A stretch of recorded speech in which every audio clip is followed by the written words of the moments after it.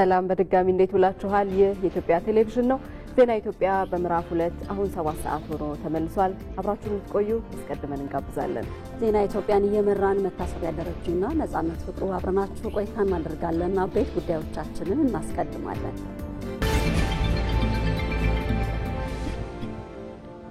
የሚገነባው የማዳበሪያ ፋብሪካ ለምግብ ዋስትና መረጋገጥ እንዲሁም ወደ ኢንዱስትሪ ለሚደረገው ሽግግር ወሳኝ ስለመሆኑ ምሁራን ተናገሩ።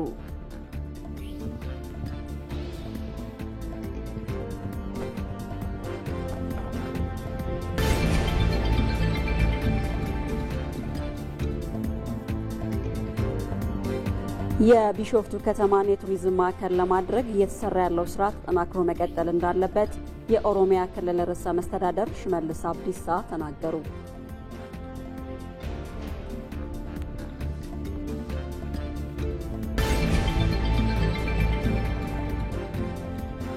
ከውጪ ሩሲያ የአውሮፓን ወታደራዊ ኃይል አስጠነቀቀች።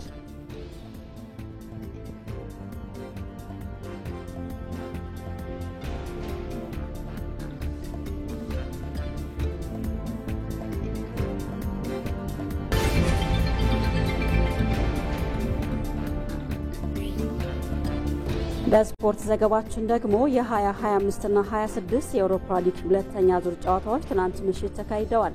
ኖቲንግሃም ፎረስት በሚድላንድ ሲሸነፍ አስቶን ቪላ ፌይኖርድን አሸንፏል።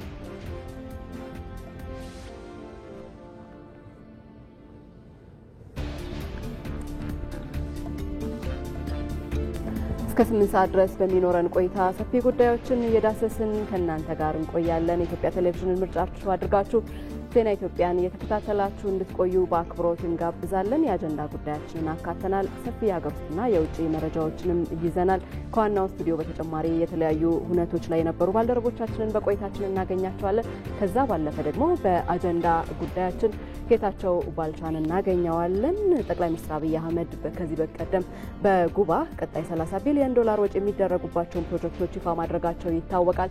ከዚህ ጋር በተገናኘ ተጨማሪ መረጃዎችን እንጋራለን። ይህንኑ ጉዳይ ደግሞ ይዘን ኢንጂነር ሀብታሙ ተገኝ የማዕድን ሚኒስትርን እናገኛቸዋለን። በዜና ኢትዮጵያ ቆይታችን ከነሱ ጋር ይሆናል። ከዚህ ከዋናው ስቱዲዮ ባለፈ ደግሞ ወደ ቢሾፍቱ ጊዜያዊ ስቱዲዮ እናመራና አሸናፊ እንዳለና ሜሮን ምትኩ ከኛ ጋር ዜናዎችን እየመሩ ቆይታ ያደርጋሉ።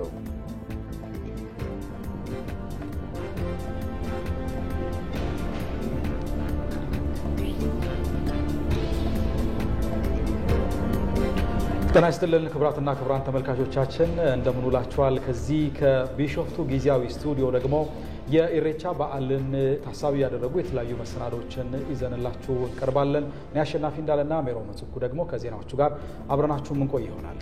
አዎ እንኳን ለሆራ ፊንፊኔ ኢሬቻ በዓል ዋዜማ አደረሳችሁ ለማለት እንወዳለን። እዚህ ቢሾፍቱ ከሚገኘው ጊዜያዊ ስቱዲዮ ዜና ኢትዮጵያን እየመራን አብረናችሁ ቆይታ ስናደርግ ደግሞ በቀጥታ መስመራችን ላይ ገብተው መረጃዎችን የሚያደርሱን አሉ። ሪፖርተራችን አቤል ሙልጌታ ተጨማሪ መረጃን በቀጥታ መስመራችን ላይ ገብቶ የሚያደርሰን ይሆናል። ከዛ በተጨማሪም ደግሞ አስማ መፍቱ የኢትዮጵያ ቱሪዝምና ሆቴል ማርኬት ማህበር ፕሮጀክት ዳይሬክተር ናቸው። እሳቸውም እንደዚሁ ኢሬቻን በተመለከተ በቀጥታ መስመራችን ላይ ገብተው ተጨማሪ መረጃዎችን ያደረሱን ቆይታ የምናደርግ ነው የሚሆነው። አሁን ግን አዲስ አበባ ወደሚገኘው ሸጎሌ ስቱዲዮ እንመልሳችሁ። ነጻነትና መታሰቢያ ወደ እናንተ እናመሰግናለን። አብራችሁን ቆዩ።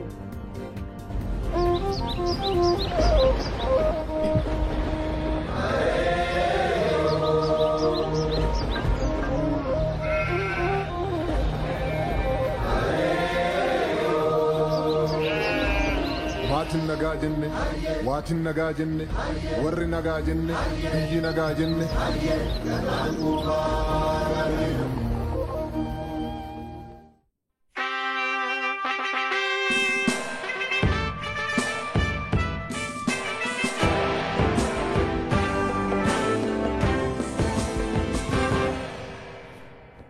ዜና ኢትዮጵያን እየተከታተላችሁ ትገኛላችሁ። የ2018 የኢሬቻ በዓልን ምክንያት በማድረግ የኢፌዴሪ ጠቅላይ ሚኒስትር ዶክተር አብይ አህመድ የእንኳን አደረሳችሁ መልእክት አስተላልፈዋል። የመልእክቱን ሙሉ ቃል እንደሚከተለው አቀርበዋለሁ። እንኳን ለኢሬቻ በዓል በሰላም አደረሳችሁ። ኢሬቻ የኦሮሞ የምስጋና ስርዓት ነው። ኦሮሞ የሰው ዘር አፍርቶ የሚባዛባቸው የተዘራው ሞልቶ በመነሳት ፍሬ የሚያፈራው በፈጣሪ ድጋፍና እርዳታ ነው ብሎ ያምናል። ለዚህ ነው ኢሬቻ ሲደርስ ኦሮሞ ልበ ንጹህ የሆነውን ታላቅ ፈጣሪ ላደረገለት ሁሉ በማመስገን ለሚመጣው ጊዜ ደግሞ ምህረትን በመለመን ውዳሴ የሚያቀርበው።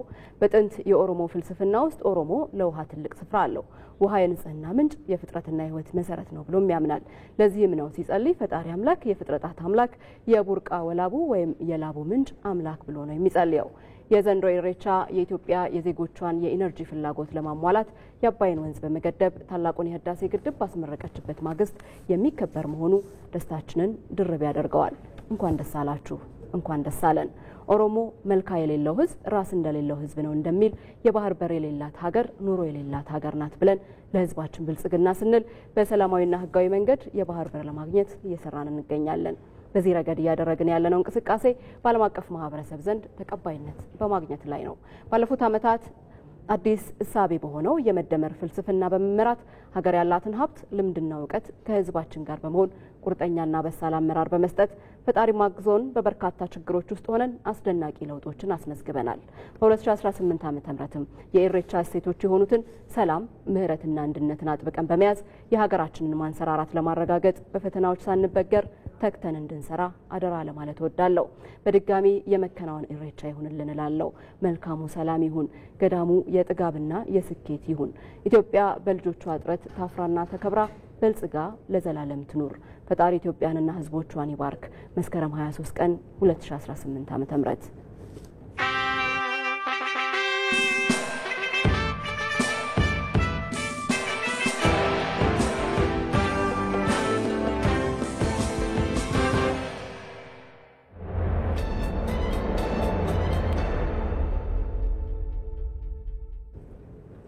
ዜና ኢትዮጵያ ላይ ትገኛላችሁ ተመልካቾቻችን። ዜና ኢትዮጵያ ወደ እናንተ እየደረሰ ይገኛል። አሁን ደግሞ በአጀንዳነት ወደምንመለከተው ጉዳያችን ነው የምናልፈው። ወደ እንግዶቻችን ከማለፋችን በፊት ዜናዎቻችንን ወደ እናንተ እናደርሳለን። ኢትዮጵያ ግዙፍ ሀገራዊ ፕሮጀክቶችን በአጭር ጊዜ ውስጥ በፍጥነት የማከናወን አቅሟ እያደገ መምጣቱ ይታወቃል። ጠቅላይ ሚኒስትር አብይ አህመድ በቅርቡ ቃል የገቧቸው ፕሮጀክቶችን በማስመረቅ ወደ ስራም አስገብተዋል። ይህንን መነሻ በማድረግ አባዲ ወይናይ ተጨማሪ ዘገባ አዘጋጅቷል። ጠቅላይ ሚኒስትር አብይ አህመድ በህዝብ ተወካዮች ምክር ቤት የ2017 በጀት ዓመት የመጨረሻ ስብሰባ ላይ ተገኝተው ይህንን ብለው ነበር። ምናልባት የተከበረው ምክር ቤት ለረፍት ወጥቶ ሲመለስ ኢትዮጵያ ለመጀመሪያ ጊዜ የጋዝ ምርት ለገበያ ታውላለች።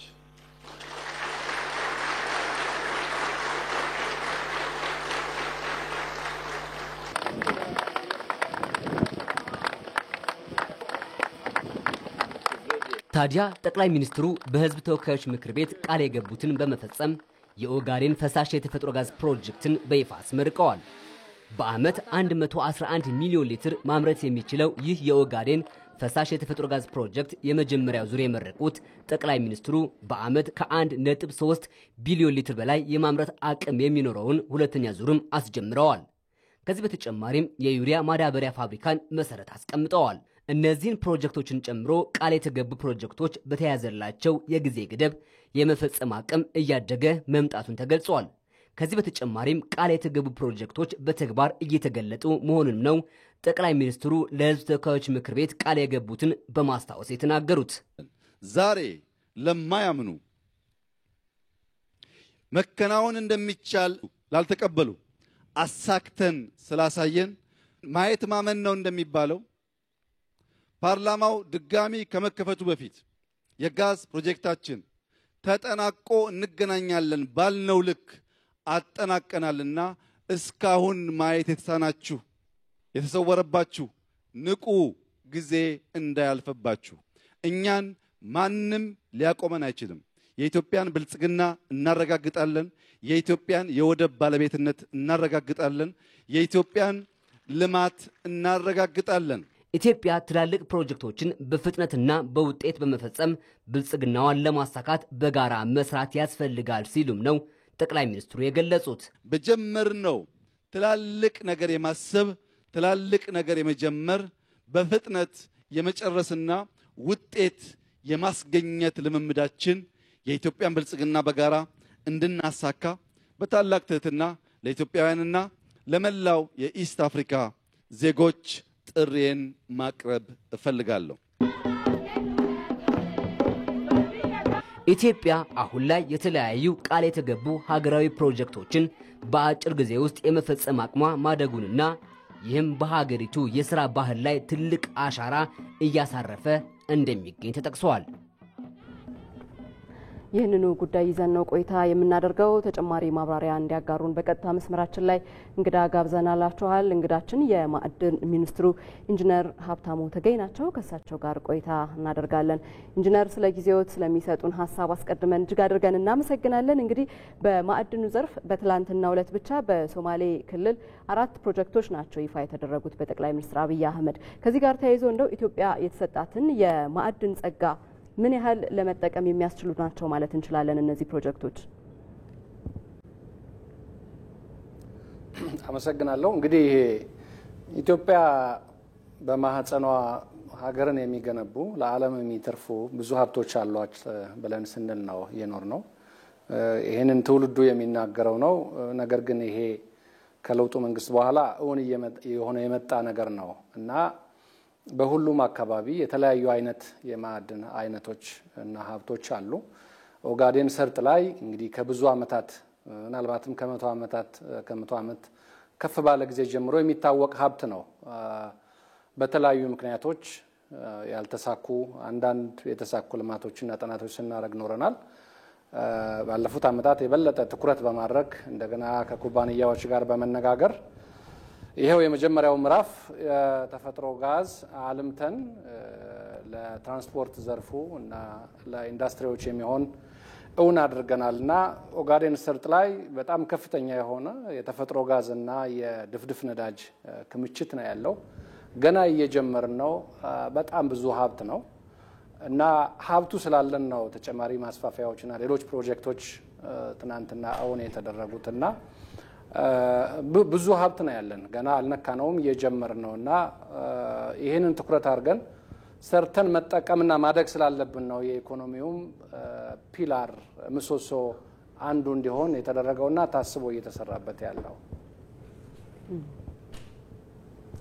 መልካም። ሌላው ነገር ምንድነው? በተለይ የካሉብ የተፈጥሮ ጋዝ ማቀነባበሪያ ፋብሪካ ተጠናቆ በአሁን ሰዓት ምርት መስጠት ጀምሯልና የአካባቢው ማህበረሰብ ተጠቃሚ ከማድረግ ረገድ ከዛም አልፎ ደግሞ የሀገሪቱን የኢትዮጵያን ኢኮኖሚ ከማሳደግ ረገድ ሚናው ምንድነው ይላሉ? ትናንትና የተጀመሩ ፕሮጀክቶች በጣም ከፍተኛ ሚና ያላቸው ናቸው። የተጀመረው የመጀመሪያው ምዕራፍ እና የሚቀጥለውም 4 ፕሮጀክቶች ናቸው። አጠቃላይ በየምዕራፍም የሚሰሩም እንደመሆናቸው ለነዚህ ፕሮጀክቶች የሚያስፈልገውን የመሰረተ ልማት ግንባታን ጨምሮ እንግዲህ 10 ቢሊዮን የአሜሪካን ዶላር የሚገመቱ ፕሮጀክቶች ናቸው።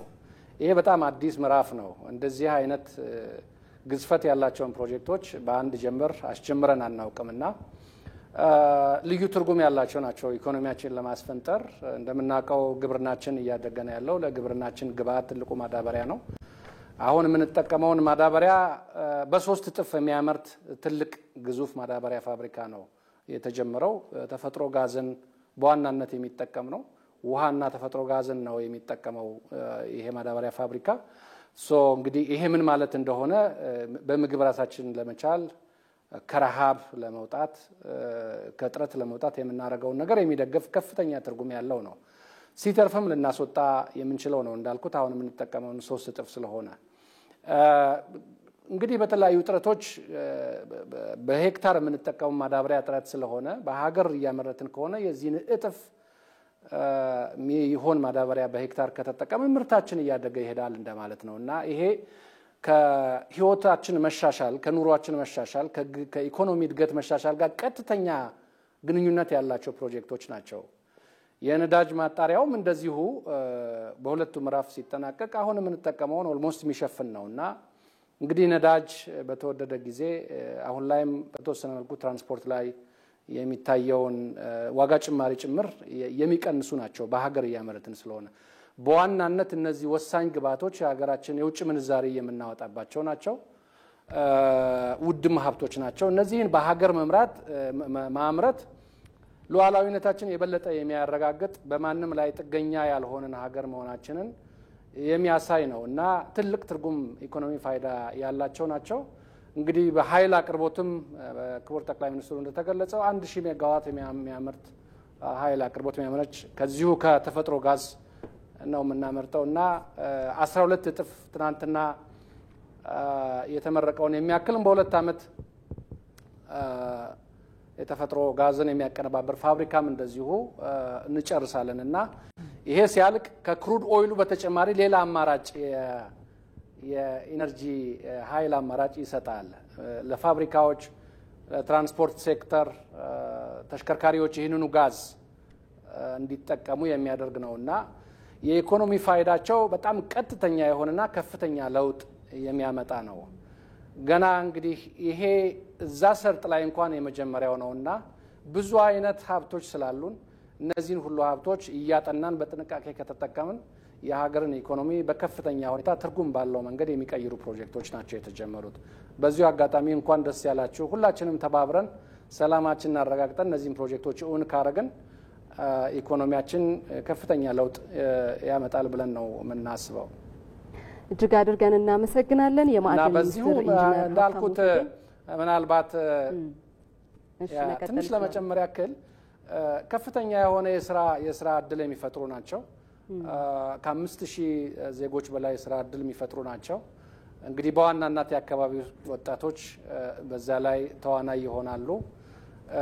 ማዕድን አንዱ ትልቁ በረከቱ የስራ እድል መፍጠር ነው። አካባቢን ተፈጥሮን በማያጎሳቁል ሁኔታ በጥንቃቄ ከተጠቀምን እንግዲህ መሰረተ ልማቱ በሙሉ እነዚህን ለማስተሳሰር የምናደርገው የምንገነባው መሰረተ ልማት በሙሉ የዛን አካባቢ ህዝብ ተጠቃሚ የሚያደርግ ነውና መልከ ብዙ ጥቅም ያላቸው ፕሮጀክቶች ናቸው ለአካባቢውም በአጠቃላይ ለኢትዮጵያም ለሀገራችን። ኢንጂነር ሀብታሙ ተገኝ ስለሰጡን ማብራሪያ እጅግ አድርገን እናመሰግናለን። በድጋሚ መልካም ቀን ይሁንልዎት። ከዚህ ጉዳይ አልወጣንም። ታላቁ የኢትዮጵያ ህዳሴ ግድብ በአዲስ ዓመት ዋዜማ በጉባ ሲመረቅ ጠቅላይ ሚኒስትር አብይ አህመድ 30 ቢሊዮን ዶላር ዋጋ ያላቸውን ፕሮጀክቶች ማብሰራቸው የሚታወስ ነው። እነዚህ የጉባ ብስራቶች በ5 እና 6 ዓመታት የሚጠናቀቁ መሆናቸውንም ነው ጠቅላይ ሚኒስትሩ በጊዜው የገለጹት። እነዚህ ፕሮጀክቶች ለኢትዮጵያ ኢኮኖሚ የሚያስገኙት ጠቀሜታ እጅግ ከፍተኛ መሆኑም ይታወቃል። እዚህ ጉዳይ ላይ ቆይታ እናደርጋለን። በተለይ ከዚህ ጉዳይ ጋር በተገናኘ ተጨማሪ ማብራሪያ ሊሰጠን ባልደረባችን ጌታቸው ባልቻ በቀጥታ መስመራችን ላይ ይገኛል። ጌታቸው እንደምን ውለሃል? ቀደም ሲል ያነሳነው ሀሳብ አለ። በተለይ ጠቅላይ ሚኒስትር አብይ አህመድ ይፋ ያደረጓቸው 7ቱ የጉባ ብስራቶች ወደ ተግባር እየተቀየሩ ይገኛሉ። ይህንንም በተግባር እያየን እንገኛለን እና ይህ መንግስት በተለይ ቃል የገባቸውን ልማቶች እውን በማድረግ በኩል ምን ያህል ቁርጠኝነቱን ያሳያል? ከዛ በተጨማሪ ደግሞ እነዚህ ፕሮጀክቶች ያላቸው ሀገራዊ ጥቅሜታስ እንዴት ይገለጻል? አመሰግናለሁኝ ነጻነት። እንግዲህ ሀገራዊ ለውጡ እውን ከሆነ ጊዜ ጀምሮ እንግዲህ የለውጡ መንግስት የተለያዩ የልማት ፕሮጀክቶችን ለማከናወን እና የኢትዮጵያን ኢኮኖሚ ለማሳደግ እንዲሁም የህብረተሰቡን ኑሮ ለማሻሻል የተለያዩ የልማት ፕሮጀክቶችን ይፋ አድርጎ ተግባራዊ እያደረገ ይገኛል። ለማስታወስ ያህልም እንግዲህ በገበታ ለሸገር በአዲስ አበባ የተለያዩ የቱሪስት መስህብ ስፍራዎች መልማታቸው ይታወቃል። ይህም እንግዲህ ከአዲስ አበባ ተነስቶ በገበታ ለሀገር እንዲሁም በገበታ ለትውልድ የተለያዩ ታሪክን የቀየሩ የቱሪስት ኢንዱስትሪውን የቱሪዝም ኢንዱስትሪውን የኢትዮጵያን ማሳደግ የሚያስችሉ የተለያዩ ፕሮጀክቶች ተገንብተዋል። አሁን በአሁኑ ወቅትም እየተገነቡ ይገኛሉ ማለት ነው። ከዚህ በተጨማሪ እንግዲህ የኢትዮጵያ ኢኮኖሚ ያለበትንም ችግር ለመፍታት ማክሮ ኢኮኖሚ ማሻሻያ ተግባራዊ ተደርጎ የተለያዩ ውጤቶች የተገኙ መሆኑ ይታወቃል። ከዛ በተጨማሪ እንግዲህ በአዲስ አበባ የተጀመረው የኮሪደር ልማትንም ልናነሳ እንችላለን። በአሁን ላይ ከ60 ከተሞች በላይ ላይ ተግባራዊ ተደርጎ የከተሞችን ገጽታ የቀየረበትን ሂደት ማንሳት እንችላለን። ከዛ በተጨማሪ ሰው ተኮር የልማት ፕሮጀክቶችንም ተግባራዊ በማድረግ አቅመ ደካማ ነዋሪዎች ዜጎችን ለመርዳትም የተለያዩ ስራዎች መከናወናቸው ይታወቃል። ከዚህ በተጨማሪ በግብርናው ዘርፍ ብናይ እንግዲህ መንግስት ኢትዮጵያ ከስንዴ ተረጂነት ወጥታ ስንዴን ወደ ውጭ መላክ ትጀምራለች ብሎ በጀመረው ፕሮጀክት ማሳካት የተቻለበት የግብርና ምርታማነትንም ከፍ ማድረግ የተቻለበት እነዚህ እንግዲህ መንግስት ቃል ገብቷቸው ተግባራዊ ያደረጋቸው ናቸው በቅርብ ዓመታት ውስጥ ብለን ማንሳት እንችላለን። ሌላው እንግዲህ ሊነሳ የሚችለው እንግዲህ ዳግማዊ አድዋ ብለን የምንጠራው ታላቁ የኢትዮጵያ ህዳሴንም ግድብንም በማሳካት በኩል እንግዲህ መንግስት ባለፉት የለውጥ ዓመታት ትልቅ ስኬት የተገኘበት ነው። እንግዲህ ታላቁ የኢትዮጵያ ህዳሴ ግድብም በ2018 አዲስ ዓመት ዋዜማ ላይ ተመርቋል። በዚህ ምረቃ ላይም እንግዲህ ጠቅላይ ሚኒስትር አብይ አህመድ ባደረጉት ንግግር እንግዲህ በቀጣይ 5 እና 6 ዓመታት ውስጥ የ30 ቢሊዮን ዶላር ፕሮጀክቶችን ይፋ አድርገዋል። እነዚህ ይፋ ያደረጓቸው ፕሮጀክቶችም እንግዲህ በኢትዮጵያ ኢኮኖሚ ውስጥ ትልቅ አስተዋጽኦን የሚያበረክቱ መሆናቸውን የገለጹት እንግዲህ በወቅቱ ጠቅላይ ሚኒስትር አብይ አህመድ እነዚህን ፕሮጀክቶች ይፋ ሲያደርጉ ከተናገሯቸው ወይም ይፋ ካደረጓቸው ፕሮጀክቶች ውስጥ የተፈጥሮ ጋዝ ፋብሪካን፣ የማዳበሪያ ፋብሪካን፣ የነዳጅ ማጣሪያን አንስተዋል። በወቅቱ ያደረጉትን ንግግር እስቲ ሀሳብ ባጭሩ ተከታትለን እንመለስ። በጥቂት ሳምንታት የመጀመሪያው የጋዝ ፋብሪካ ይመረቃል። በዚያው ቀን ከመጀመሪያው የጋዝ ፋብሪካ በሳይዙ በልኩ ከ10 ጊዜ በላይ ከፍ ያለው ሁለተኛው ጋዝ ይጀመራል። በዛው ዕለት ለዘመናት ስንመኝ የነበረው ነዳጅ የማውጣት ፍላጎታችንን ህልማችንን እውን የሚያደርገው ሪፋይነሪ በአንድ ወር ባነሰ ጊዜ ውስጥ ስራ ይጀምራል። በዚያው ሰሞን በቅርቡ የተፈራረምነው የማዳበሪያ ፋብሪካ ስራ ይጀምራል። በሚቀጥሉት 5-6 ዓመታት በትንሹ 1.5 ሚሊዮን ቤቶች ለኢትዮጵያውያን ይገነባሉ። እንግዲህ ጠቅላይ ሚኒስትር አብይ አህመድ ቃል በገቡት መሰረት እንግዲህ ከትላንት ጀምሮ እንግዲህ እነዚህ የ30 ቢሊዮን ዶላር ፕሮጀክቶች ወደ ተግባር መቀየር ጀምረዋል ማለት ነው። እንግዲህ በሶማሌ ክልል የሚገኘው የካሉብ የተፈጥሮ ጋዝ ማምረቻ ፋብሪካ 111 ሚሊዮን ሊትር በዓመት የሚያመርተው ማለት ነው ትላንት ተመርቆ ወደ ስራ ገብቷል። ከዚህ በተጨማሪ እንግዲህ በዛው በሶማሌ ክልል ወደ 10 ቢሊዮን ዶላር ዋጋ ያላቸው ፕሮጀክቶችም ይህንን ጨምሮ ማለት ነው የማዳበሪያ ፋብሪካ በተጨማሪም 1.3 ቢሊዮን ሊትር የሚያመርት ሁለተኛው ምዕራፍ የተፈጥሮ ጋዝ ማምረቻ ፋብሪካ እንዲሁም የነዳጅ ማጣሪያ ፋብሪካ እንግዲህ ወደ ስራ ግንባታቸው ተጀምሮ ወደ ስራ ገብተዋል ማለት ነው። ይህም እንግዲህ የሚያሳየው መንግስት ቃል የገባቸውን የልማት ፕሮጀክቶች እውን እያደረገ እየሄደ መሆኑን የሚያሳይ ነው ማለት ነው። እንግዲህ ከዚህ በተጨማሪም እንግዲህ በቀጣይ የቢሾፍቱ ኤርፖርት ግንባታም የተለያየ ሂደት ላይ ይገኛል። እሱንም በዚህ በ2018 በጀት ዓመት በቅርብ ጊዜ ውስጥ ወደ ስራ ለማስገባት ታቅዷል። ከዚህ በተጨማሪ እንግዲህ ኢትዮጵያ ለመጀመሪያ ጊዜ ወደ ኒውክሌር ማበልጸግ ለሰላማዊ ኃይል የሚውል ማለት ነው ወደ ኒውክሌር ማበልጸግም ትገባለች። ይህም እንግዲህ ስምምነት ተፈርሟል ማለት ነው በቅርብ ጊዜ ውስጥ። ይህንን በተመለከተም እንግዲህ በጉባ ጠቅላይ ሚኒስትር አብይ አህመድ ያነሱትን ሀሳብ ተከታትለን እንመለስ። ኢትዮጵያ የህዳሴን ግድብ የሚተካከል ለሰላማዊ ዓላማ ብቻ የሚውል የኒውክሌር ፕላንት በቅርቡ ስራ ትጀምራለች። ኢትዮጵያ በአፍሪካ ግዙፍ የሆነውን የኢትዮጵያ አየር መንገድ ስራ በቅርቡ ትጀምራለች። እንግዲህ ያው ቀደም ሲል እንዳነሳሁትም እንግዲህ መንግስት በተለይ ከለውጡ ወዲህ የተለያዩ ግዙፍ ሜጋ ፕሮጀክቶችን በአጭር ጊዜ ውስጥ በማጠናቀቅ በጥራት በማጠናቀቅ ትልቅ ልምድ የተገኘበትንም ሂደት መመልከት እንችላለን። እነዚህ የልማት ፕሮጀክቶች እንግዲህ የኢትዮጵያን ኢኮኖሚ በማሳደግ በኩል ለዜጎች የስራ ዕድል በመፍጠር በኩል የኢትዮጵያውያንን የኑሮ ደረጃ በማሻሻል በኩል ኢትዮጵያም በአፍሪካ ያላትን ተጽዕኖ ፈጣሪነት በማሳደግ በቀጠናውም እንግዲህ ከሌሎች ሀገራት ጋር አብሮ ለመልማት የጀመረቻቸው እነዚህ ፕሮጀክቶች በቀጣይ ትልቅ ለውጥን ያመጣሉ ተብሎ ይጠበቃል። መንግስትም የጀመራቸውን ሜጋ ፕሮጀክቶችም ባለው ጊዜ በማጠናቀቅም በቀጣይ ይህንንም እንደሚያስቀጥል ነው ጠቅላይ ሚኒስትር አብይ አህመድም በትላንትናው ዕለት የገለጹት ማለት ነው። ለጊዜው ያለኝ መረጃ ይሄን ይመስላል። ጌታቸው ባልቻ ስለ መረጃዎች እናመሰግናለን። በዚህ ጉዳይ ላይ ትኩረት በማድረግ አሁንም ቆይታችንን እንቀጥላለን። በአዲስ ቀን የሀገር ጉዳይ ላይም ይህንኑ ሀሳብ አንስተን ነበር። የሚገነባው የማዳበሪያ ፋብሪካ ለምግብ ዋስትና መረጋገጥና ወደ ኢንዱስትሪ ለሚደረገው ሽግግር ወሳኝ ስለመሆኑ ምሁራን ተናግረዋል። የጋዝ ፕሮጀክቱም ኢትዮጵያ ከሚያስፈልጋት አንጻር ሰፊ ድርሻ ያለው ስለመሆኑ ነው ያነሱት። ሰይፉ ገብረ ጻድቅ የዛሬ የአዲስ ቀን የሀገር ጉዳይ አጀንዳ የነዳጅ ማጣሪያና የማዳበሪያ ፋብሪካዎች ግንባታ መጀመር ነው። የአዲስ ቀን እንግዳ የሆኑት የምጣኔ ሀብት ባለሙያው አቶ ዘመዴነ ንጋቱ የጋዝ ፕሮጀክቱ ኢትዮጵያ ከሚያስፈልጋት አንጻር ሰፊ ድርሻ ያለው ነው ብለዋል። የጋዙ ፕሮጀክት በተለይ እንደተባለው በቀን 75000 በርሜል ቤንዚን ኢኩቫለንት ያወጣል ማለት ነው። ኮንቨርትድ ሲሆን 3.5 ቢሊዮን ሜትሪክ ቶን በዓመት ማለት በቀን 75000 በርሜል በቀን ትልቅ ነው።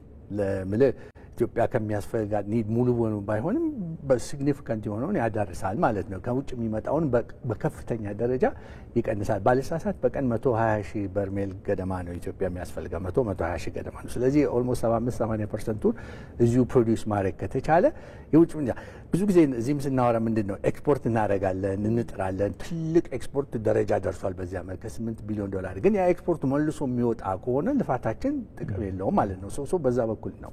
የነዳጅ ማጣሪያውና የዩሪያ ማዳበሪያ ፋብሪካዎች የሚገነቡት በሶማሌ ክልል ነው። ሌላኛው የአዲስ ቀን እንግዳ የኢትዮጵያ ግብርና ኢንስቲትዩት ዋና ዳይሬክተር ፕሮፌሰር ንጉሴ ደቻሳ የማዳበሪያ ፕሮጀክቱ ለምግብ ዋስትና መረጋገጥ ቁልፍ መሳሪያ ስለመሆኑ ነው በንግግራቸው ያመላከቱት። በምግብ ራስን መቻልን ያመጣል። ማዳበሪያ አርሶ አደሮች በሚዋሽቅ ዋጋ እንዳይቸገሩ በሚቀጥል አንዳንዴ በሚጨምር ዋጋ አንዳንዴ በሚቀንስ ዋጋ እንዳይቀጥሉና እንደ ልባቸው ማዳበሪያ አግኝተው እንዲጠቀሙና ምርትና ምርታማነትን እንዲያሳድጉ ያስችላል። እንዲሁም ደግሞ ወደፊትም ከኛም ተርፎ ሸጠን የውስጥ ገቢ ልናገኝበት የምንችል ነውና ኢትዮጵያ በትክክለኛው የእድገት ጎዳና ላይ ገብታለች ብዬ ነው የማስበው። ይሄ ለሁላችንም ትልቅ ደስታ ነው።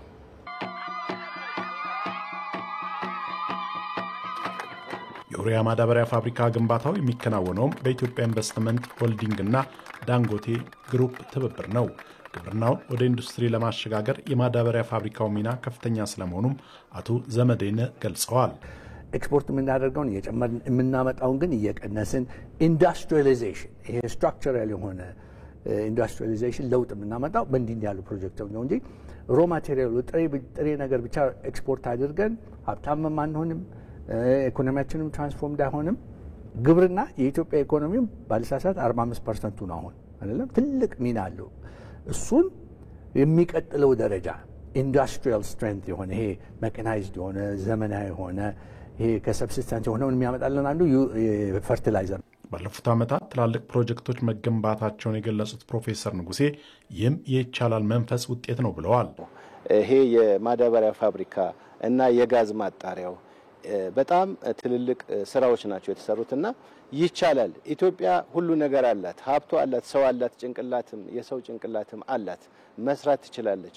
ዋናው ነገር ተባብሮ አንድ ላይ ሆኖ ከድህነት መውጣት፣ አንድ ላይ ሆኖ መበልጸግ፣ አንድ ላይ ሆኖ እጅ ለእጅ ተያይዞ ማደግ ነውና ይቻላል። መንፈሱ ትልቅ ነው። ይቻላል፣ ማድረግ እንችላለን፣ ግን መስራት አለብን። ሁላችንም ባለንበት መስራት፣ አሁንም መስራት፣ አብሮ ማደግ እና በጣም ትልቅ እምቅ ኃይል ነው ያለንና ከዚህ በላይ መሄድ እንችላለን። አሁንም መቀጠል ይቻላል ብዬ አምናለሁ። የነዳጅ ማጣሪያና የማዳበሪያ ፋብሪካ ፕሮጀክቶቹን 3 ዓመት ባልሞላ ጊዜ ለማጠናቀቅ ነው የታቀደው። ዜናዎቻችን አሁንም ይቀጥላሉ። ለበርካታ 10 ዓመታት በነዳጅ ቁፋሮ የተለፋበት የኦጋዴን ሰርጥ አሁን ለውጤት በቅቷል ሲሉ የማዕድን ሚኒስትሩ ኢንጂነር ሀብታሙ ተገኝ ተናገሩ። ሚኒስትሩ ይህንን የተናገሩት ትላንት በሶማሌ ክልል በአመት 111 ሚሊዮን ሊትር ማምረት የሚችለውን የኦጋዴን ፈሳሽ የተፈጥሮ ጋዝ ፕሮጀክት የመጀመሪያ ዙር ምረቃ ላይ ነው። መንግስት ለማዕድን ዘርፍ የሰጠው ትኩረት በአጭር ጊዜ ፈጣን ግንባታ እንዲደረግና በመጀመሪያው ምዕራፍ የኦጋዴን ጋዝ ልማት ለሀገሪቱ በማቅረብ ረገድ መቻሉንም አብራርተዋል። ለረጅም ዓመታት በጸጥታ ቀውስ ውስጥ የነበረው የኦጋዴን ሰርጥ በብዙ ትግል አሁን ሰላማዊና ለስራ ምቹ እንደተደረገም ነው በመድረኩ ያብራሩት። መንግስት ለማዕድን ዘርፍ የሰጠውን ከፍተኛ ትኩረት ተከትሎ ጂሲኤል ከተባለ ኩባንያ ጋር በአዲስ መልኩ በመፈራረም እነሆ የፍለጋ ጥናቱን ከጀመር ከ85 ዓመታት በኋላ የነዳጅ ጉድጓድ ቁፋሮችን ከጀመርን ደግሞ ከ53 ዓመታት በኋላ በአንድ ዓመት ከ2 ወራት ፈጣን ግንባታ የመጀመሪያውን ምዕራፍ የኦጋዴን ጋዝ ልማት ለሀገራችን ገበያ ለማቅረብ በቅተናል። ይህ ከሀገር ፍጆታ ተርፎ ወደ ውጭ ኤክስፖርት የሚደረግ ከፍተኛ የሀብት አቅም ያለው አካባቢ ረዘም ላሉ ዓመታት የግጭትና ያለመረጋጋት ቀጠና ሆኖ የቆየ ሲሆን ባለፉት ዓመታት ከፍተኛ ለውጥ በማምጣት አስተማማኝ የሰላምና የልማት ቀጠና የሆነ አካባቢ ነው። በተጨማሪም መንግስት ፕሮጀክቶችን በተጠና መንገድ አቅዶ በከፍተኛ ትጋትና ክትትል ለፍሬ እያበቃ ነው ያሉት ኢንጂነር ሀብታሙ ተገኝ ከኦጋዴን ሰርጥ የሚወጣውን ድፍድፍ ነዳጅ ለሚያቀነባብሩት 4 ሜጋ ፕሮጀክቶች ለመገንባት የሚያስፈልጉ መሰረተ ልማቶች ግንባታ በጥራትና በፍጥነት ለማጠናቀቅ እየተሰራ ስለመሆኑም ተናግረዋል።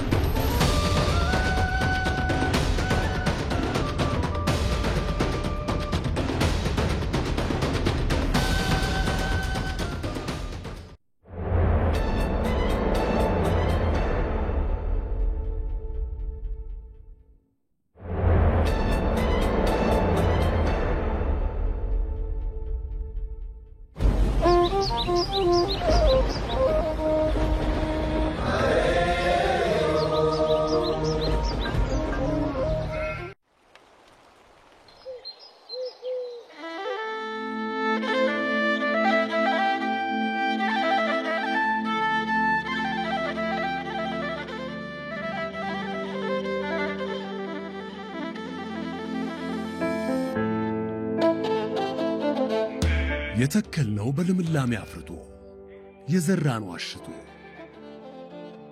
ያስቀመጥነው ተስፋ ብርሃን ጠርቶ ለአዲስ ዛሬ ለአዲስ ዘመን ምስጋናን ይሰን። ብራ ዕለት መጣ፣ ብራ ቀን ወጣ። ተሰባሰብን፣ ወደ መጪው አለፍን፣ አብረን ተሻገርን። ምስጋና፣ ተስፋ፣ አብሮነት ዳበሰን። በለምለም ቀን በአዲስ ዓመት አዲስ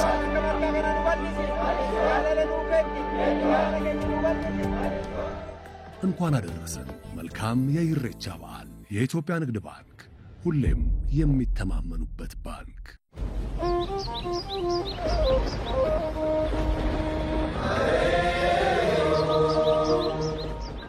ከኢትዮጵያ ቴሌቪዥን ዜና ኢትዮጵያን እየተከታተላችሁ ትገኛላችሁ። ካፍታ በኋላ ያዝነውን ጉዳይ እናስተዋውቃችሁ።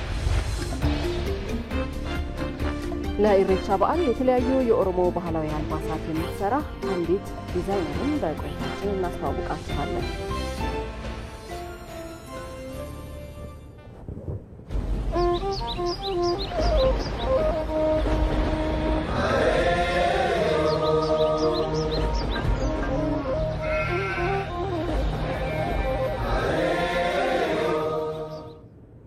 ዜና ኢትዮጵያ ላይ ነው የምትገኙት ተመልካቾቻችን። አሁን ደግሞ ወደ ቢሾፍቱ ጊዜያዊ የኢቢሲ ስቱዲዮ እናመራና ባልደረቦቻችን አሸናፊ እንዳለና ሜሮን ምትኩ ከእናንተ ጋር ዜናዎችን እየመሩ ቆይታ ያደርጋሉ። ወደ እነሱ እናሻግራችኋለን። እናመሰግናለን። መታሰቢያና ነጻነት በጋያና ኢሬቻ ጌሰኒ። ሰላም ጤና ይስጥልን ተመልካቾቻችን። እንኳን የሰላም የፍቅርና የመተባበር እንዲሁም የምስጋና ቀን ለሆነው የኢሬቻ ሆራ ፊንፊኔ ዋዜማ በሰላም አደረሳችሁ ለማለት እንወዳለን። የኢትዮጵያ ቴሌቪዥን ይህንን የህብረ ብሔራዊነትና የአንድነት መገለጫ የሆነውን የኢሬቻ በዓል ምክንያት በማድረግ እዚህ ቢሾፍቱ ከሚገኘው ጊዜያዊ ስቱዲዮ የዜና ኢትዮጵያ ኢሬቻን የተመለከቱ ዘገባዎችን አሸናፊ እንዳለና እኔ ሜሮ ምትኩ ወደ እናንተ ያደረስን አብረናችሁ ቆይታ እናደርጋለን። አብራችሁ ነው። ከኛ ጋር ቆይታ ስታደርጉ ደግሞ የኢሬቻ በዓልን ታሳቢ ያደረጉ የተለያዩ መሰናዶችን ወደ እናንተ የምናቀርብላችሁ ነው የሚሆነው። በድጋሚ አብራችሁ እንድትቆዩ በአክብሮት ነው የምንጋብዘው። ወደ ቀዳሚው ዜና አልፋለሁ። የቢሾፍቱ ከተማን የቱሪዝም ማዕከል ለማድረግ እየተሰራ ያለው ስራ ተጠናክሮ መቀጠል እንዳለበት የኦሮሚያ ክልል ርዕሰ መስተዳድር ሽመልስ አብዲሳ ተናገሩ። ሰባተኛው የኢሬቻ ፎረም በቢሾፍቱ ከተማ እየተካሄደ ነው። የኦሮሞ ሕዝብ አሁን ላይ ልማትና ብልጽግናን እውን ለማድረግ እየሰራና ያሉት የክልሉ ርዕሰ መስተዳድር ሽመልስ አብዲሳ ሀገራዊ ብልጽግናን እውን ለማድረግ በትንሽ ስራ መኩራራት አይገባም ብለዋል። እዚህ ጉዳይ ላይ እንቆያለን። በጉዳዩ ላይ ተጨማሪ መረጃ ሊያደርሰን ሪፖርተራችን አቤል ሙሉጌታ በቀጥታ መስመራችን ላይ ነው የሚገኘው። አቤል እንደምን ውለሃል? በፎረሙ ላይ የተላለፉ ተጨማሪ መልእክቶች ምንድናቸው የሚለውን አድርሰን። አመሰግናለሁ አሸናፊ። እንግዲህ ቀደም ብለን እንደገለጽከው ዘንድሮ ለሰባተኛ ጊዜ የተደረገው የኢሬቻ ፎረም በየዓመቱ እንግዲህ ኢሬቻ በደረሰ ጊዜ እንደዚህ የሚከናወን ነውና በተለይም ኢሬቻን ያለውን ታሪካዊ ዳራ እንዲሁም ደግሞ በኢሬቻ ውስጥ ያሉ እሴቶችን ምንድናቸው የሚለውን በተለይም የአንድነት፣ የአብሮነት፣ የሰላም፣ የምስጋና በዓል መሆኑንና ይህንንም ደግሞ እሴትና ባህሉን ጠብቆ እንዲከናወን በማድረግ በኩል የተለያዩ ጥናታዊ ጽሁፎች የሚቀርቡበት መድረክ ነው። ከዛ በተጨማሪ ደግሞ በተለይም ሌሎችም ባለድርሻ አካላት የሚሳተፉበት ነው ማለት ነው። እንግዲህ በዛሬው እለት በተደረገው በዚህ በገልማ ሀርሰዴ በተገኙት እንግዶች መካከል የኦሮሚያ ክልል ርዕሰ መስተዳድር አቶ ሽመልስ አብዲሳ አንዱ ናቸውና በተለይም እየተሰሩ ያሉ የልማት ስራዎች ባለፉት የለውጥ ዓመታት ውስጥ ህዝቦች የራሳቸውን ባህልና እሴት ወደፊት አውጥተው መጠቀም እንዲችሉና ይህም ለሀገራዊ እሴት የራሱን አስተዋጽኦ እንዲያበረክት የማድረግ ስራ በሰፊው መሰራቱን አንስተዋል። በተለይም በዚህ በቢሾፍቱ ደግሞ የተሰሩ ያሉ ስራዎች መካከል በተለይም ከተማውን የቱሪዝም ማዕከል ለማድረግ የተሰሩ ያሉ የልማት ስራዎች እንዳሉ ሆነው አሁንም ግን በጣም በሰፊው መስራት የሚገባ መሆኑን እዚሁ መልእክት ሰጥተውበታል ማለት ነው። ከዛ በተጨማሪ ደግሞ አሁንም ኢሬቻን የበለጠ ለሀገር አንድነት፣ ለሀገር ሰላም፣ ለአብሮነት እንዲሁ ልንጠቀመው የሚገባ ትልቅ የኦሮሞ ታሪክና እሴት እንዲሁም ባህላዊ ትውፊት መሆኑንም አንስተዋል ማለት ነው። ስለዚህ በዓሉ ከጊዜ ወደ ጊዜ ደግሞ የበለጠ ደምቆ እንዲከበር የማድረግ ስራዎች እየተከናወኑ መሆኑን አንስተዋል። የኦሮሚያ ክልል ባህልና ቱሪዝም ቢሮ ኃላፊዋ ወይዘሮ ጀሚላ ስንብሩ ደግሞ በተለይም ኢሬቻ ከለውጡ በፊት በነበረው ሁኔታ ውስጥ የተሸዋረረ ምልከታ ያለባቸው ብዙ አካላት እንደነበሩ አንስተው ነገር ግን ያለውን እሴትና ትውፊት በሚገባ ለህዝብ በማድረስ አሁን ላይ ሁሉም ብሔር ብሔረሰብ ከኦሮሞ ማህበረሰብ ህዝብ ጋር በጋራ በመሆን የሚያከብረው በዓል ሆኗል ብለዋል። ስለዚህም የበለጠ አንድነትን እንደ ሀገር ያለንን ትስስር የምናጠናክርበት በዓል እየሆነ መምጣቱን እንደዚሁ አንስተዋል። ከዛም በተጨማሪ እንግዲህ የቢሾፍቱ ከተማ አስተዳደር አቶ አለማየሁ እሳቸው ደግሞ በዋናነት ያነሱት በተለይ እየተሰሩ ያሉ የልማት ስራዎችን የበለጠ አጠናክሮ በመቀጠል የቢሾፍቱን የበለጠ የቱሪዝም መዳረሻነቷን ከፍ ለማድረግ ሰፊ ስራዎች አሁንም በቀጣይ እንደሚሰራ አንስተዋል። እንግዲህ ይህ አሁን ከበስተጀርባ ያለው አዳራሽ ደግሞ በዘንድሮ ዓመት የተሰራ ነው። የተለይም 2500 ያህል ሰዎችን መያዝ የሚችል በዚህ ዓመት ተጠናቆ ለዚህ አገልግሎት የበቃ ነው ብለዋል። ከዛም በተጨማሪ ከተማውን የተለያዩ የልማት ስራዎችንም የተከናወነበት እንደሆነ ተነስቷል። በጥናት አቅራቢዎቹ ደግሞ በተለይም የኢሬቻን በዘመናት ውስጥ የኦሮሞ ሕዝብ እያከናወነ የመጣው ምንም አይነት ፈተናዎች እንኳን ቢኖሩ ያላቋረጠው ባህሉ፣ እሴቱ ትልቅ ወጉም እንደሆነ እንደዚሁ አንስተዋልና ይህንን በማድረግ ሂደት ውስጥ የነበረው የኦሮሞ ሕዝብ ጥረትና ተጋድሎ ቀላል የማይባል እንደሆነ እንደዚሁ አንስተዋል። ስለዚህ ደግሞ ኢሬቻን ለበለጠ ለሰላም ለመጠቀም የሚያግዝ ትልቅ እሴት መሆኑም እንደዚሁ ተነስቷል። አቤል ለመረጃዎቹ እናመሰግናለን። መልካም ቀን ይሁንልህ። እዚሁ የኢሬቻ በዓል ላይ ቆይታ ማድረጋችንን እንቀጥላለን። እንግዳ ጋብዘናል። እንግዳችንም የኢትዮጵያ ቱሪዝምና ሆቴል ማርኬት ማህበር ማኔጂንግ ዳይሬክተር አስማ መፍቱ ናቸው። እንኳን አደረሰዎት እንላለን። በቅድሚያ ስለ ጊዜዎትም እናመሰግናለን። የኢሬቻ በዓል እንግዲህ የእርስ በርስ ትስስርን በማጠናከርና አብሮነትን እንዲጎላ በማድረግ በኩል ያለው ሚና እንዴት ይገለጻል የሚለውን እስኪ ያብራሩልን። አመሰግናለሁ። በቅድሚያ ኢልማን ኦሮሞ ሁንዳፍ በጋያን ኢሬቻ ነጋን ጌሰኒ አያኒኩን ኤኙማ ኬኝ ዓለም አዱንያ ረቲ ባስኔ ከን ቤክሲስኑዳ ገለቶማ በጋያን ኢሬቻን ነጋን ሲንገሄ አያነጋሪ ሲኒፋተው እንግዲህ ኢሬቻ በኦሮሞ ሕዝብ መሃል ያለው መቻቻል፣ መተሳሰብ፣ መፈቃቀርና አብሮነት እንዲሁም የእርቅ ስርዓት አምቆ የያዘ ትልቅ እሴት ነው።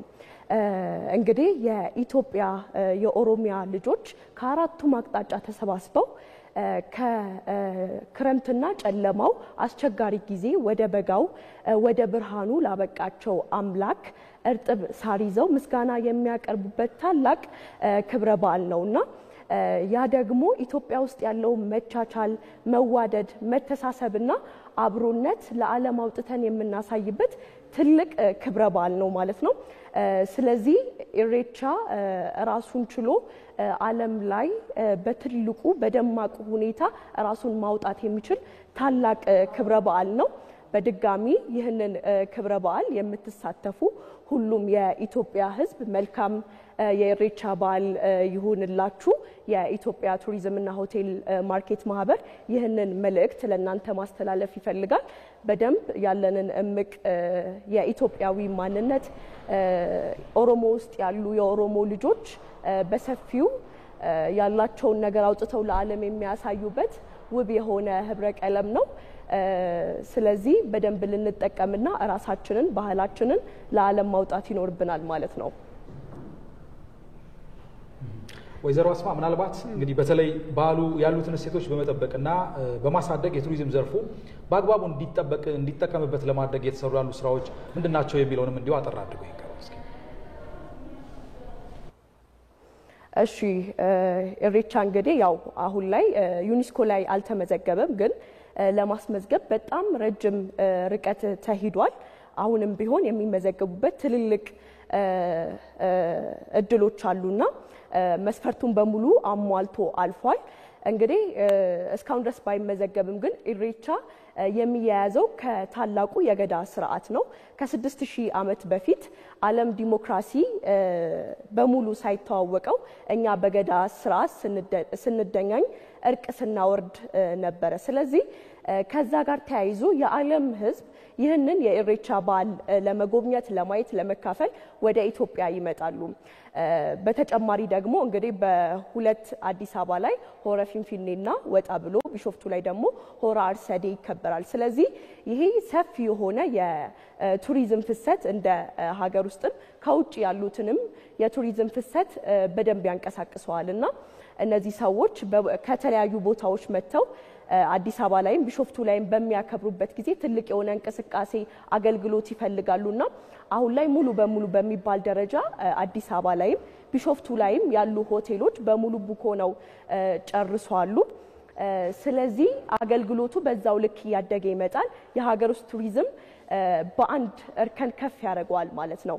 ሌላው ይህንን የኢሬቻን ክብረ በዓል ለመታደም የሚመጡ የውጭ ሀገር ቱሪስቶች አሉ። ስለዚህ ለኢትዮጵያ የቱሪዝም ዘርፍ ይዘውት የሚመጡ የውጭ ሀገር ምንዛሪ ኢንካም ጀነሬት እያደረገ ነው የሚመጣውና ቱሪዝሙን ለማስፋፋት ለማውጣት ቀጣይ ደግሞ ዩኔስኮ ላይ በሚመዘገብበትም ጊዜ በጣም ብዙ ታዳሚዎች ከተለያዩ የዓለም ሀገራት መጥተው እኛም በሚጎበኙበት ባህላችንን በሚያዩበት ጊዜ እኛም አውጥተን የምንሰጣቸውን ነገሮች በደንብ የኢትዮጵያ ቱሪዝምና ሆቴል ማርኬት ማህበርም በዚህ ጉዳይ ላይ ኢሬቻ ለሀገር ውስጥ ዜጎችም ከውጪ ለሚመጡትም ጥሩ የሆነ መስተንግዶ ኦሮሞ አቃፊ ህዝብ ነው። ኦሮሞ በባህል በአቀባበሉ የሚታወቅ ህዝብ ነው። እሱን ከከስተመር አያያዝ ጋር ተያይዞ በተለያዩ ጊዜ ትሬኒንጎችን እየሰጠ ቆይቶ ደማቅ በሆነ አቀባበል እየተደረገላቸው ነው የሚገኘው ማለት ነው። ስለዚህ ቱሪዝሙን በደንብ ማንቀሳቀስ የሚችል ታላቅ ክብረ በዓል ነው። በድጋሚ እንኳን አደረሳችሁ ለኢሬቻ በዓል። እጅግ በጣም እናመሰግናለን። የኢትዮጵያ ቱሪዝምና ሆቴል ማርኬት ማህበር ማኔጂንግ ዳይሬክተር አስማ መፍቱ መልካም በዓል እንዲሆኑለት እንመኛለን። ለእናንተም አመሰግናለሁ። አብራችሁ ቆዩ።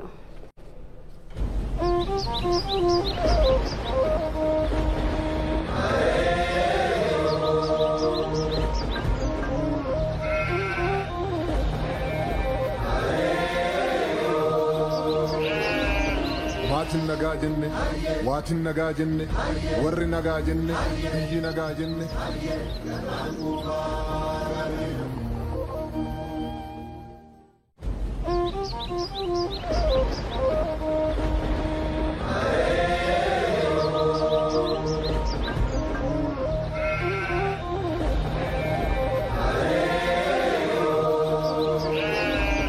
Maatin nagaa jenne, waatin nagaa jenne, warri nagaa jenne, biyyi nagaa jenne.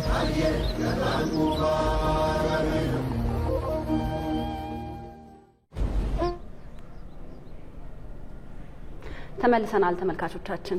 አው ከኢትዮጵያ ቴሌቪዥን የቢሾፍቱ ጊዜያዊ ስቱዲዮ የኢሬቻ በዓልን ምክንያት ያደረጉ ታሳቢ ያደረጉ ዜናዎችን ወደ ተመልካቾቻችን እያቀረብን ነው የምንገኘው። ከትናንትና ጀምሮ የኢትዮጵያ ቴሌቪዥን እዚሁ ደግሞ ቢሾፍቱ ላይ አጠቃላይ የበዓሉ ድባብ ምን ይመስላል የሚለውን ሲያስቃኝ ነበር የነበረው። ነገ የሆራ ፊንፊኔ ይከበራል። ከነገ በስቲያ ደግሞ የሆራ አርሰዲ በዚህ በቢሾፍቱ ከተማ የሚከበር ነው የሚሆነው። እነሱን አጠቃላይ በዓሉ ደግሞ በዚህ በአካል መገኘት ለማይችሉ ተመልካቾቻችን ምንድነው ያለው የሚለውን ያደረስን ነው የምንቀጥለው። እንቀጥል ሜሪ። ዜናዎቻችን አሁንም ከዚሁ ይቀጥላሉ። የኢሬቻ በዓል የቢሾፍቱ ከተማን ወደ ትልቅ የቱሪዝም ማዕከል በመቀየር ለብዙዎች የስራ ዕድል እየፈጠረ እንደሚገኝ ተገለጸ። በዓሉ የሆቴልና የንግድ እንቅስቃሴን በማነቃቃት የከተማዋን ኢኮኖሚ እያሳደገ እንደሚገኝ የከተማዋ ባህልና ቱሪዝም ጽሕፈት ቤት አስታውቋል። ተስፋዬ ለሚሳ በዝርዝር ተመልክቶታል። በቢሾፍቱ ከተማ ያሉ ሆቴሎችና ሪዞርቶች ለኢሬቻ በዓል እንግዶችን ለመቀበል ዝግጅታቸውን አጠናቀዋል። ይህም በአካባቢው የሆቴልና ቱሪዝም ዘርፍ ላይ ትልቅ የገቢ መፍጠሪያ ሆኗል። ለበዓሉ የሚመጡ ጎብኚዎች የመጠለያ የምግብና የመዝናኛ አገልግሎት የሚፈልጉ በመሆኑ በሺዎች ለሚቆጠሩ ጊዜያዊና ቋሚ ሰራተኞች የስራ ዕድል ተፈጥሯል። ኢሬቻ በራሱ ለቱሪስት አንደኛው ዴስቲኔሽን ነው። ምክንያቱም 10 ሚሊዮን አካባቢ ህዝብ በተሳትፎበት በሰላም ወደ ቤቱ የሚመለስበት ቦታ ነው። ስለዚህ ይሄ የሰላም ምልክት በዓል ለሌሎቹ ግብዓት ነው ማለት ነው። ሌላው የገቢን ስንመለከት የቢሾፍቱ ከተማ ብዙዎቹ ሆቴሎች ባለ 5 ኮከብ ሆቴሎች ናቸው፣ ስታንዳርድ ሆቴሎች ናቸው። ይሄ ማለት ለቢሾፍቱ ትልቅ አቅም ነው፣ ገቢም ነው። ኢሬቻ በኦሮሞ ህዝብ ዘንድ በዓመቱ መጀመሪያ ላይ ተፈጥሮንና ፈጣሪን በማመስገን የሚከበር በዓል ነው። ይህ በዓል ከረጅም ጊዜ ታሪኩ ባሻገር በቢሾፍቱ ከተማ ለበርካታ ቀናት በሚፈጥረው ከፍተኛ የቱሪስት ፍሰት የተነሳ ለከተማዋ ኢኮኖሚ እንቅስቃሴ ትልቅ መነቃቃትን ፈጥሯል። ድርጅቱ በቋሚነት ከሚያሰሩ ሰራተኞች ውጪ ከ50 እስከ 70 እስከ 80 ድረስ ያሉ ሰራተኞችን ተጨማሪ ሰራተኞች የስራ ዕድል ይፈጥርላቸዋል። በተጨማሪ ደግሞ ሰፋ ያሉ ማህበረሰብ የሚገኝበት ቦታ እስከሆነ ድረስ በዛን ቀን ለአንድ 3 ቀኖች ሁሉ ለዚህ ሁሉ ለ80 ምናምን ሰራተኛ ተጨማሪ የስራ ዕድል ፈጠራ ይፈጥርለታል ማለት ነው። ሲመጡ ግን ከስተመሮቻችን በሚመጡት በመጠየቁት የሚፈልጉትን ያህል እንዲያገኙ ሆነን ዝግጅት እያደረግን ነው ያለነው። ኢሬቻ ከፊታችን እየመጣ ነው። ትልቅ በዓል ነው እንደ ኦሮሚያ ክልል እንደ ሀገራችንም ኢሬቻን እንግዶቻችንን ለመቀበል መጠነ ሰፊ የሆነ ዝግጅት እያደረግን ነው። ሬስቶራንቶቻችንን በማደስ እንዲሁም ተጨማሪ ሬስቶራንቶችን በመክፈት በምግብም በመጠጥም ሩሞቹንም ቆንጆ አድርገን አዘጋጅተን እንግዶቻችንን እየጠበቅን ነው የምንገኘው። በኢሬቻ በዓል ጊዜ የምሰራው ስራ በሌላው ጊዜ አመቱን በሙሉ የማይሰራበት ስለዚህ ከፍተኛ የንግድ እንቅስቃሴ ከፍተኛ ከተማዋን ሊያሳድግ የሚችል ገቢ የምናገኝበት እንደ ሪዞርታችንም በዛው ልክ ነው ተዘጋጅተን የምንጠብቀው ማለት ነው። ኢሬቻ የቢሾፍቱን ኢኮኖሚ ከማነቃቃቱን ባሻገር የባህልና የንግድ ጥምረት በሀገር ውስጥ ቱሪዝም ዘርፍ ላይ ምን ያህል አዎንታዊ ተጽዕኖ እንደሚያሳድር ያሳያል። የኢሬቻ በዓል ለቢሾፍቱ ከተማ የሰላምና የምስጋና ማዕከል ብቻ ሳይሆን የኢኮኖሚና የስራ ዕድል መፍጠሪያም ሆኗል። ኦዳም ያለፈውን ዘመን የኦሮሞ ትውልድ የፖለቲካና ማህበራዊ ስሪት በአንድ አሰባስቦ የያዘ ምልክት ነው። ኦዳ በኦሮምኛ የሾላ ዛፍ ማለት ሲሆን የገዳ ሸንጎ ጉባኤውን የሚያካሂደው በዚሁ ዛፍ ጥላ ስር ነው። ህይወት አበበ የኦዳንና የኦሮሞን ህዝብ ትስስር በተከታዩ መሰናዷ ትነግረናለች። አንድ ብሔረሰብ የራሱን ባህል የሚገልጽበት ከሌላው የተለየ ዓለማዊና መንፈሳዊ እይታ ይኖረዋል። የኦሮሞ ማህበረሰብና የኦዳ ዛፍን እንደዛ አድርገን መውሰድ እንችላለን። ሁለቱ የማይነጣጠሉ የአንድ ሳንቲም መንታ ገጾችም ናቸው። እንደ ማሳያ ደግሞ ወደ ምስራቅ አርሲ ዞን እንውሰዳችሁ። የአካባቢው ነዋሪ የሆኑት መምህር ጌታቸው ዶዮ ለኦዳ ያላቸው ፍቅር ዛፉን ተክለውና ተንከባክበው እንዲያሳድጉ ምክንያት ሲሆናቸው ለአካባቢው ማህበረሰብ ደግሞ የገዳ ስርዓት መከወኛ ስፍራ እንዲሆን አስችለዋል። በ1994 ዓመተ ምህረት ተከልኩት ለመለመልኝ ለምልሞ አሁን ሲያው እንግዲህ አሁን ተመልከት እዚህ ጋር አንድ ነው ሲመጣ ማለት እዚህ ድረስ አንድ ነው እዚህ ጋር ስትደርሺ ሁለት ነው ይሄኛው ደግሞ አምስት ነው ይሄኛው የኦሮሞቱ ብራንችስ ሁለቱ ቅርንጫፎቹ ቦራናና ባሬንቱ ብዬ ነው ማስበው እንደዛ ነው መገለጫውም እንደዛ ነው ይሄ ደግሞ አምስቱ የገዳ ሲስተም በዚህ ወረዳ ውስጥ አለ በአርሲ ውስጥ ብንፈልገው እንደዚህ ተሳክቶ አምስቱ የለም ስለዚህ በዚህ ቅርጽ ተቀመጠ ይሄ በራሱ ተፈጥሮ የተቀረጸ ቅርጽ ነው። ኦዳ ስር አይዋሽም፣ ህይወት አይጠፋም። የከብት እንኳን ቢሆን ደም አይፈስም። በተለያዩ ምክንያቶች ነፍስ ያጠፋ ሰው እንኳን ኦዳ ስር ከተጠለለ ማንም ጉዳት አያደርስበትም። ኦዳ ስር ይቅርታ ይሰማል። መምህር ጌታቸው ዶዮ እዚህ ስር ነው እንግዲህ ስር ነገዳው የሚካሄደው ሽንግልና የሚካሄደው ብዙ ነገር የሚሰራው የኦሮሞ ነገር የሚሰራው እስከ ነፍስ ዋጋ የምንነጋገሩበት በዚህ ኦዳ ስር ነው። ለዚህ ህዝብ በጣም አስፈላጊ ነገር ነው። አደራሽ ነው፣ ውበት ነው፣ ማስተረቂያ ምድር ነው እና እዚህ ስር ገብቶ በቃ የማይታረቅ የለም። በየትኛውም ቦታና ጊዜ የኦሮሞ ህዝብ መለያ የሆነው ኦዳና የገዳ ስርዓት ትስስር ጥልቅ ነው። የገዳ ስርዓት መቼና እንዴት እንደተጀመረ ጥንታዊ የጽሁፍ ማስረጃዎች ባይኖሩም በማህበረሰቡ ዘንድ ከትውልድ ወደ ትውልድ ሲሻገር በመጣው ታሪክ መሰረት ግን የኦዳ ዛፍ በዘመናት ውስጥ የገዳ ስርዓት የጸነሳቸው የኦሮሞ ባህላዊ ተቋማትን ሲወክል የኖረ ብቸኛውና ሁሉን አቀፍ የኦሮሞ ህዝብ ዘመን ተሻጋሪ ምልክት ነው። ክቡራን ተመልካቾቻችን የኢትዮጵያ ቴሌቪዥን በሁሉም ቋንቋዎቹ በሁሉም የማህበራዊ ትስስር ገጾቹ እንደዚሁም ደግሞ በሁሉም ሚዲያሞቹ የኢሬቻ በዓልን የተመለከቱ ዘገባዎችን ወደ እናንተ ተመልካቾቻችን ያደርሳል። እዚህ ቢሾፍቱ ከሚገኘው ጊዜያዊ ስቱዲዮ ዛሬ የዜና ኢትዮጵያ ኢሬቻን የተመለከቱ ዘገባዎችን ወደ እናንተ አድርሰናል። እስከ በዓሉ ዕለት ድረስም እነዚህን መረጃዎች ከዚህ ጊዜያዊ ስቱዲዮ ወደ እናንተ ያደረስን የምንቀጥል ነው የሚሆነው። አብራችሁን ስለነበራችሁ እጅግ በጣም እናመሰግናለን። ከዜናዎቹ ጋር አሸናፊ እንዳለና ሜሮን ምትኩ አብረናችሁ ቆይታ አድርገናል። ዜና ኢትዮጵያ በዋናው ስቱዲዮ ይቀጥላል። መታሰቢያና ነጻነት መቀጠል ትችላላችሁ። አሸናፊና ሜሮን ስለ ጊዜያችሁ እናመሰግናለን።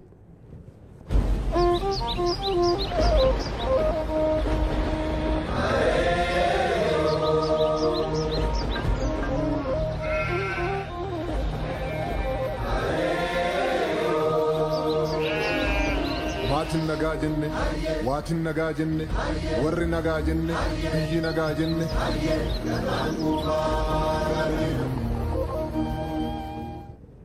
ዜና ኢትዮጵያ ከዋናው ስቱዲዮ ይቀጥላል። ካፍታ በኋላ እንመለስበታለን። ወዳልናችሁ ዘገባ ነው የምናልፈው። የኦሮሞ ባህላዊ ልብስ ቀለማት ለፈጠራ ስራዋ እንዳገዛት ትናገራለች ዲዛይነር ረሃማ ሃኑርዲ።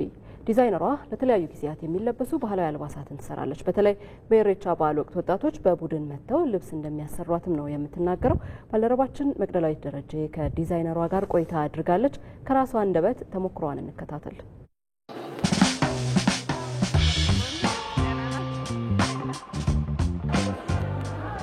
እንዴት ናችሁ? ዲዛይነር ረሃማ ሃኑር እባላለሁ። ዛሬ የኢሬቻ ልብሶችን ያዘጋጃችሁን ላሳያችሁ ነው። አብረን እንግባ።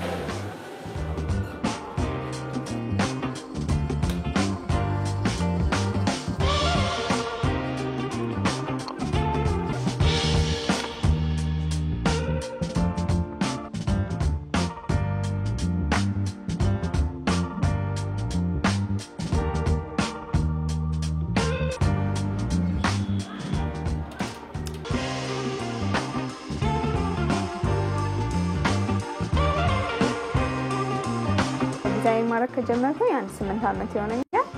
በዚህ 8 ዓመት ውስጥ ብዙ ነገሮችን ሰርቻለሁ።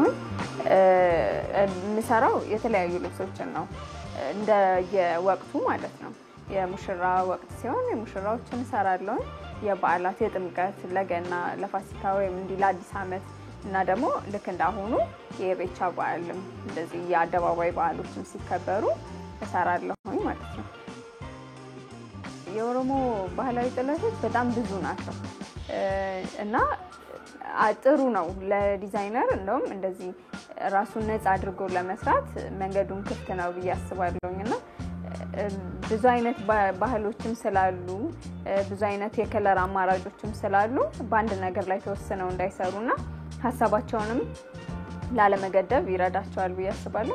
ብዙ ጊዜ ለኢሬቻ አምና የሰራኋቸውን ዲዛይኖች ላለመድገም ሞክራለሁ፣ ግን እንደሰው ፍላጎት ነው። አሁንም ብዙ ጊዜ ግን የማልደግመው ምንድነው የሙሽራ ሲሆን የአንድን ሙሽራ ለሌላ ሙሽራ አልደግምም።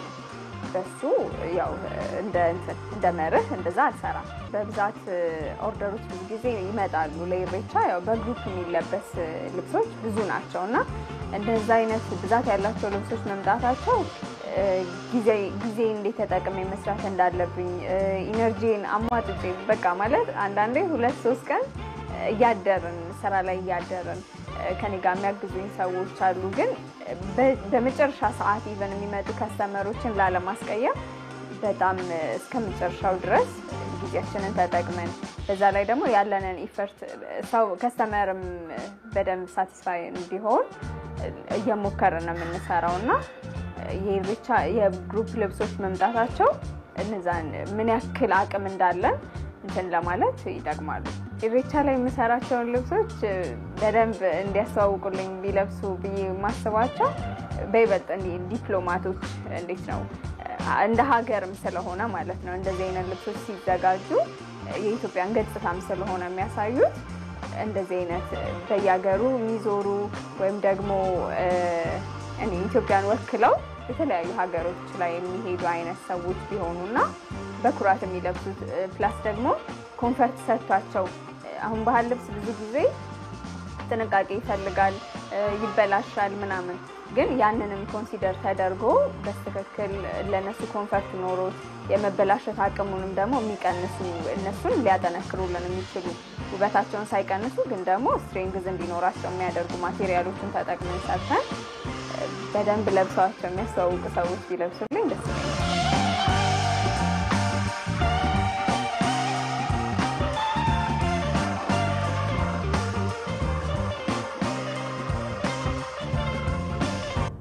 ዜና ኢትዮጵያ አሁን ደግሞ ወደ ውጭ ዜናዎቹ ያልፋል። አስቀድመን ሩሲያ የአውሮፓን ወታደራዊ ኃይል አስጠንቅቃለች።